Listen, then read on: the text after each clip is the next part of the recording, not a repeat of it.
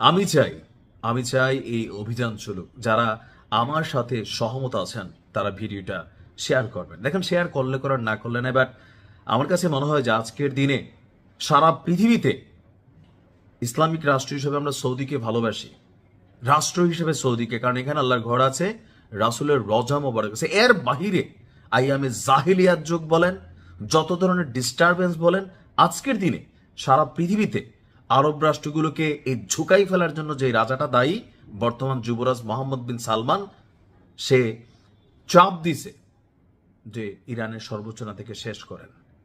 এখন এই যে ঘটনা ঘটছে, এরপরে হচ্ছে খুশির সংবাদ হচ্ছে, আমি জানি যে ইরান হারবে, প্যাথেটিক একটা সিচুয়েশন তৈরি হবে, মানে এতটা প্যাথেটিক হবে যে আমরা হয়তো গা ওই যে যা, অর্থাৎ গাজার পরিস্থিতি আমরা এখানে দেখতে পারি। বাট ইরান ঝুঁকবে না। কি ঘোষণা আসছে দেখেন, কিছুক্ষণের মধ্যেই যুক্তরাষ্ট্রের ঘাঁটি এবং ইসরায়েলে ইতিহাসের সবচেয়ে বড় অভিযান চালাবে ইরান।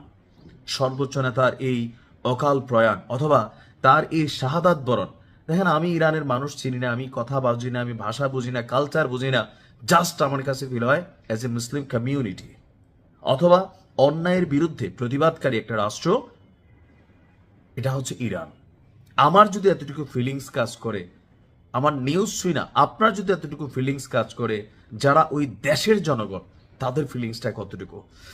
দর্শক, খুবই আমি জানি না মানে রেজাল্ট কি হবে, বাট ইতিহাসে সবচেয়ে বড় হামলার প্রস্তুতি নিচ্ছে ইরান। ইতিমধ্যে গতকালকে থেকে দুবাই, কাতার, বাহরাইন, সৌদিতেও ইরান তার ভিন্ন ভিন্ন বিচ্ছিন্ন বিচ্ছিন্ন অভিযান চালিয়েছে। But right now something bigger এটা সামনে আসছে। ইরানের ইসলামিক রেভলিউশনারি গার্ড কোর অর্থাৎ আইআরজিসি, তাদের একটা বক্তব্য বিবিসির প্রতিবেদনে উঠে এসেছে যে যুক্তরাষ্ট্রের মধ্যপ্রাচ্যে থাকা সকল ঘাঁটি, সকল কালপ্রিট আর ইসরায়েলের উপর ইতিহাসের সবচেয়ে বড় অভিযান চালানোর প্রস্তুতি নিচ্ছে ইরান। আপনার দেশটির বার্তা সংস্থা ফার্স্ট নিউজ বলছে, আইআরজিসি জানিয়েছে যে এই অভিযান অল্প কিছুক্ষণের মধ্যেই শুরু হতে যাচ্ছে। হয়তো আমি যখন নিউজটি আপলোড করছি আর আপনি যখন নিউজটি দেখছেন, ততক্ষণে হয়তো আমাদের অভিযান শুরু হয়ে যাবে। এবং বলা হচ্ছে যে মধ্যপ্রাচ্য জুড়ে তথাকথিত অধিকৃত ভূখণ্ড এবং আমেরিকার দুষ্ট ছেলের যেই দেশ আছে বা যে ঘাঁটিগুলো আছে, প্রত্যেকটাকে বৈধ লক্ষ্যবস্তুতে শেষ একটা মরণ কামড় দেবে। আপনার কয়েক ঘন্টা আগে ইরানের রাষ্ট্রীয় গণমাধ্যম আমাদের সর্বোচ্চ নেতার মৃত্যুর বিষয়টি নিশ্চিত করেছে এবং কি ডোনাল্ড ট্রাম্প উচ্ছ্বাস প্রকাশ করছে, দেখো, আই হ্যাভ ডান ইট, শেষ। তবে ইরানের জন্য সামনে দুইটাই পরিণতি। একটা হচ্ছে ইরান ফিলিস্তিনের চেয়ে খারাপ রাষ্ট্রে পরিণত হয়ে যাবে, মাটিগুলার পর্যন্ত, মানে আমি জানি না মানে কি করবে। কারণ এখানে আপনার যে সিজ্জিল নামক যে মিসাইল গতকাল ইরানের আকাশে দেখা গেছে, এটা বড় ভয়ঙ্কর। আর আমেরিকা যেই মেশিনারিজগুলা ইসরায়েলের হাতে দিয়েছে, মাটির নিচে থাকা সুরক্ষিত বাংকার, সে বাংকার পর্যন্ত ধসাই দিতে পারে এমন টাইপের মেশিনারিজ কিন্তু তুলে দিয়েছে। এখন ইরান বলছে যে পশ্চিমা রাষ্ট্রগুলো অথবা ইরানের শত্রুরা কল্পনাও করতে পারবে না যে কত বড় অভিযান চলবে।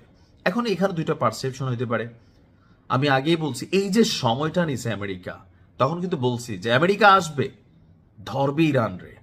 তবে এক্ষেত্রে তাদের যে ছেলে তাদের পক্ষ হয়ে লড়াইটা করবে, সেই ছেলের এমনকি তাদের যে ছোট ছোট ঘর বাড়িগুলো আমাদের আরব রাষ্ট্রগুলো তাদের নিজস্ব ভূমিতে দিয়ে রাখছে, সেই ঘর বাড়িগুলোকে তারা সর্বোচ্চ সুরক্ষা দিবে, তারপরেই অভিযানটা চালাবে। কারণ জানে ইরান, এই যে এখন যে ঘোষণা আসছে, ইরান এটা করবে আমেরিকা জানে, আর সেই কারণে তারা সর্বোচ্চ লেভেলে আপনার নিরাপত্তা সিস্টেম আপডেট করে ফেলছে।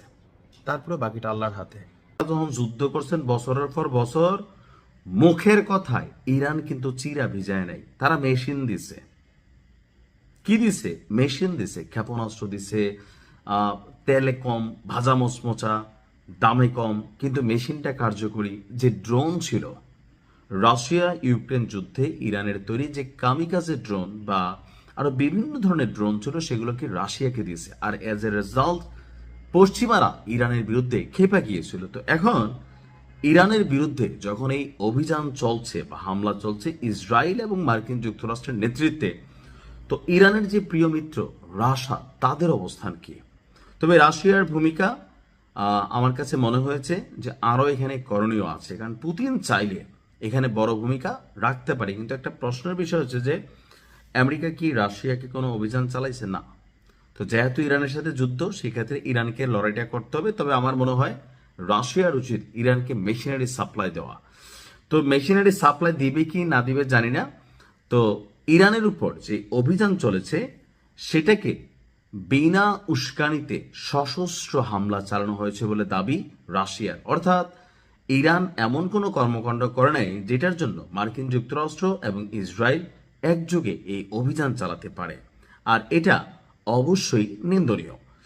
রুশ পররাষ্ট্র মন্ত্রণালয় তাদের এক বিবৃতিতে বলছে যে হামলাকারী কারা এখন সেটা স্পষ্ট হয়ে গেছে। অর্থাৎ আপনার ইরানের পররাষ্ট্রমন্ত্রী সৈয়দ আব্বাস আরাকচি, তাকে ফোন দিয়েছিল পুতিন কাকুর যেই কি বলো যে আপনার যে পররাষ্ট্রমন্ত্রী আছে ল্যাভরভ। তিনি বলছেন যে ইরানের উপর এই হামলা আন্তর্জাতিক আইনের নীতি এবং নিয়মাবলীর লঙ্ঘন। এটি আঞ্চলিক এবং বৈশ্বিক স্থিতিশীলতা এবং নিরাপত্তা যেটা সেটার উপর ব্যাপক প্রভাব ফেলবে, তা পুরোপুরি উপেক্ষা করা হয়েছে। অর্থাৎ তিনি বুঝতে চাচ্ছেন যেটা যে এই অভিযান মধ্যপ্রাচ্যের এই যে বিভিন্ন দেশে ইরান অভিযান চালাচ্ছে, এখন তো যুদ্ধটা পুরো মধ্যপ্রাচ্যে ছড়িয়ে যাবে। মধ্যপ্রাচ্যে যদি যুদ্ধ ছড়িয়ে যায় তাহলে এটা ইউরোপকে বা আমেরিকাকে বা আরো যেই ক্ষমতাশীল দেশগুলো আছে G7 G20 তাদেরকেও কিন্তু প্রভাবিত করবে। ল্যাভরভের বক্তব্য যে আন্তর্জাতিক আইন, পারস্পরিক শ্রদ্ধা, স্বার্থের ভারসাম্যের ভিত্তিতে শান্তিপূর্ণ সমাধানের পথ খুঁজতে জাতিসংঘে নিরাপত্তা পরিষদ সহ সব ক্ষেত্রে। এখন আমি বুঝতে চাই এই সব ক্ষেত্রে কি বিবৃতি নাকি ধরেন কোনো কূটনৈতিক আলোচনা? জাতিসংঘ, আমেরিকা তো জাতিসংঘের মানে না, জাতিসংঘ থেকে তো সে বের হয়ে গেছে, খেয়াল আছে তো? এমনকি ধরেন অনেক ধরনের প্রজেক্ট থেকে আমেরিকা বের হয়ে গেছে। অর্থাৎ ট্রাম্প মনে করে এগুলা আমেরিকার পয়সায় চলে, সো আমেরিকার পয়সা খাইয়া আবার ধরেন আপনি আমেরিকাকে বলবেন যুদ্ধ করো না, এটা সেটা। তো ট্রাম্প যেটা করছে এই রাগে আইসা জাতিসংঘ থেকে সম্ভবত সে বের হয়ে গেছে। তো আমার কাছে মনে হয় আপনার এই মুহূর্তে রাশিয়ার উচিত ইরানকে অন্যভাবে সাপোর্ট দেওয়া। কিভাবে সাপোর্ট দেওয়া? মেশিনারিজ দেওয়া। যদি এখন ইরানকে এই সাপোর্টটা না দেয় তাহলে এই যে ইরান দীর্ঘদিন যাবৎ আপনার যুদ্ধ করলো বা নিজেরা পশ্চিমাদের নিষেধাজ্ঞার মধ্যে পড়লো, ব্যবসা বাণিজ্যে ক্ষয়ক্ষতিগ্রস্ত হলো, তো সকল কিছু মিলিয়ে আজকের এই দুর্দিনে রাশিয়ার উচিত ইরানের পাশে থাকা।